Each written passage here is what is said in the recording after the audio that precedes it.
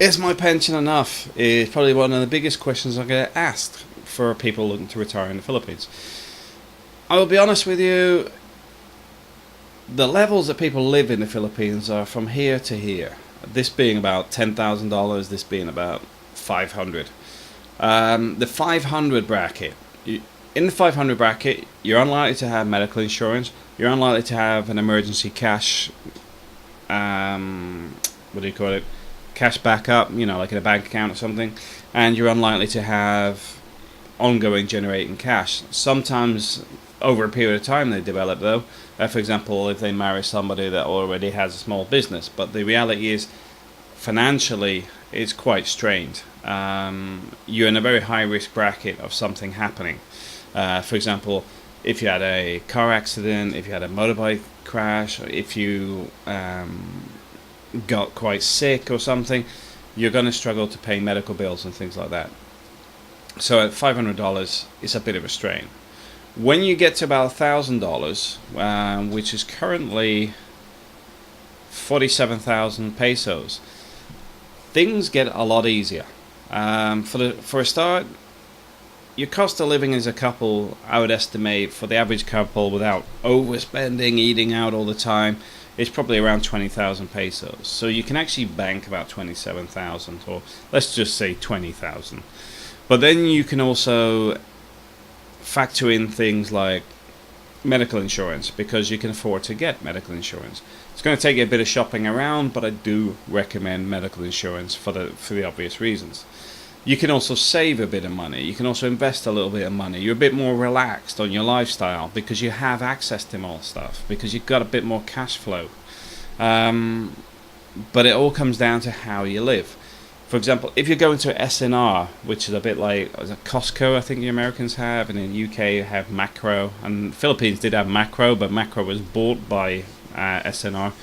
Or was it? It was bought by SM Mall, and they turned it into another one of their exactly the same stores. But the point being is, SNR is like a Costco or a Macro in the UK. It's bigger quantity stuff, but also it's Western goods, imported, a bit more expensive than local produce because it's all imported. So if that's where you do your shopping, your costs are going to increase quite considerably.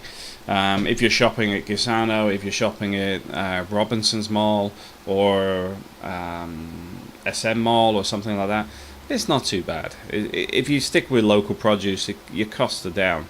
Where expats are expensive, this is why when I say when I'm out the Philippines, costs drop considerably, is because I eat a lot of imported stuff. I have imported wine. I eat out a lot more. We go to some nice restaurants in Cebu.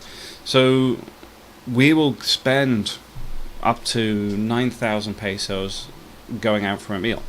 But at the same time, we don't need to. It's just that we enjoy that lifestyle. But you've got to bear in mind, my cost of living before I left the Philippines would have been the equivalent. My income was about $10,000 a week. So I've lived at that level, but I also have no issue with just rock bottom. When I say rock bottom, I'm not like homeless or something. I'm talking about, I don't mind eating local food. I don't mind dealing with a lot of the health issues myself. I don't mind just generally pottering along on a low income. It doesn't really affect me too much because I adapt to wherever I need to. But when we have plenty of money, bank some, enjoy some, and make sure all the kids get whatever they need.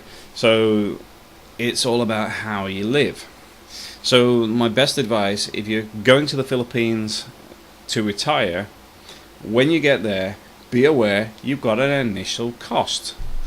When you get there, the first thing, if you're renting a place, you're going to have to put down 3 months up front for most places. That's 2 months deposit plus 1 month upfront rent. You're probably going to want a TV. You're going to want cable TV as well. So you've got to buy the cable box and all that sort of stuff. Get the telephone line installed. You may want internet, so the internet may not be accessible to where you are, so you may be paying more for that. You're going to want some more comfy furniture than there is currently available. You may want some power tools and stuff to do some of the repairs around the place. You'll probably find that you'll want to buy a vehicle, and I recommend hanging fire on buying a vehicle till you've been there a while. If you can get around, I mean, I'll be honest with you, I commute around no problem. I don't mind going on a jeepney. I don't mind going in a taxi, but I just love having a motorbike, and I love having my 4x4 with full blown air conditioning, etc., where it's just nice. But I don't need it. They are things that I enjoy. So you can get away with not having those things. The reason I say that is I would wait until you're either loving it or hating it. In the sense that you love the Philippines and you want to make sure you're there long term, or you love the Philippines but you hate commuting, so you get your own vehicle, or you hate everything and decide to leave and you've already saved some money because you didn't buy all that stuff that you didn't really need because you're not staying there long term. But the initial cost of moving in is probably going to be 3 to 4 months budget. So if you're earning $1,000, you're probably going to spend $4,000 in purchases for the house, and that's your general lifestyle before you start getting into your monthly spend. So you got that to think about. Is you need to put some money up for that initial I'm moving to a new country thing.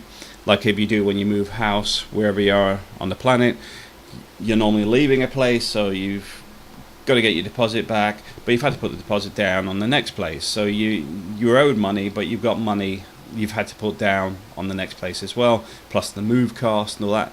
So it's just normal transition stuff. But I will say though, you need to analyze the lifestyle you want and then adjust the budget accordingly.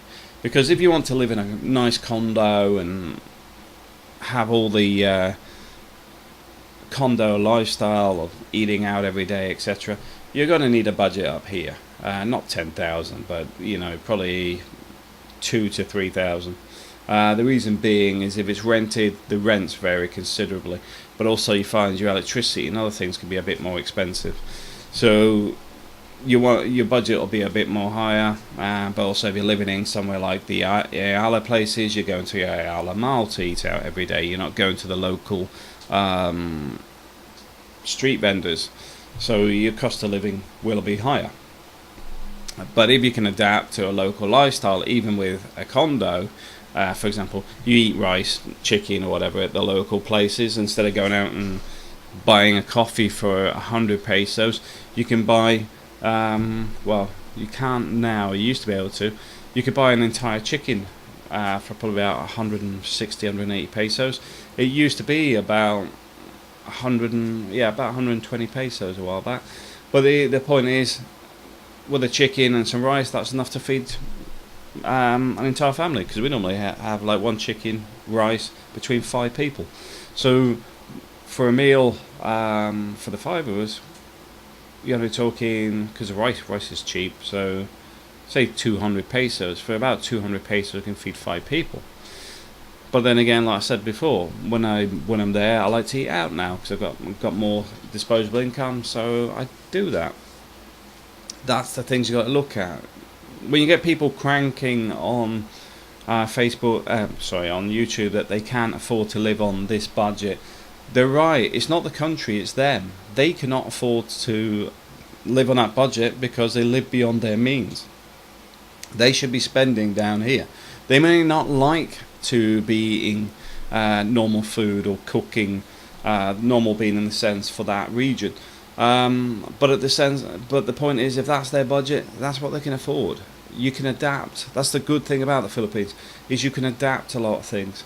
Because you haven't got things like council tax. I don't know if you have that in the US, but there's a lot of excess charges you get in the UK for your bin collection, all these bits. In the Philippines, it's pretty much non-existent most of the time. So there isn't people stacking up bills on you, which makes a big difference, because that becomes your income to manage, because you deal with the bin clearances. It's only about, I think it's about 100 pesos a year or something. There's bits and pieces you pay for, but it's insignificant. But that's what makes the Philippines pretty unique. Where the UK, it wants you to, it doesn't want you, it forces you to have a lot of stuff you don't need. For example, city water in the Philippines. You do not need to have water from the city at all. You can have a deep well pump for free. But in the UK, they want you to have it and force you to have it because they want to make you pay for it. Even if you have a deep well, they still want a contribution off you for water that you shouldn't even be paying for.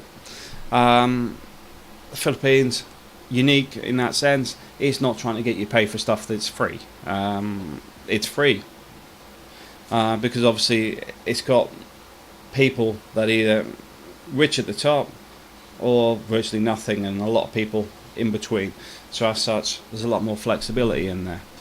So my advice to you is sit and have a hard long think what your lifestyle is now, what you're expecting in the Philippines, and then if you visit the Philippines a few times, do some comparisons.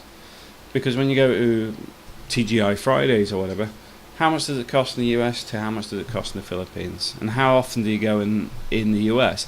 Are you going to then start going regularly in the Philippines because you've got more spare time? Because in theory, you shouldn't actually be trying to increase how often you eat out. You should be trying to live a similar lifestyle, but instead of going to work in your retirement, you go out and do something, or you get a hobby, you do something that keeps you occupied.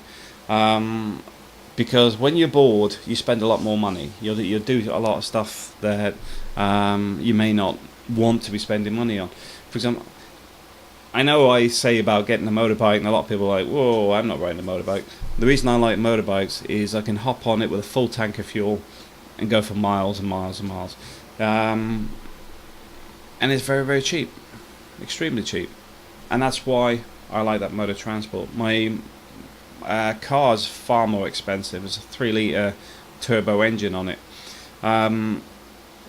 So the fuel costs are sort of like that. And this is what I'm saying, you need to compare what your lifestyles are.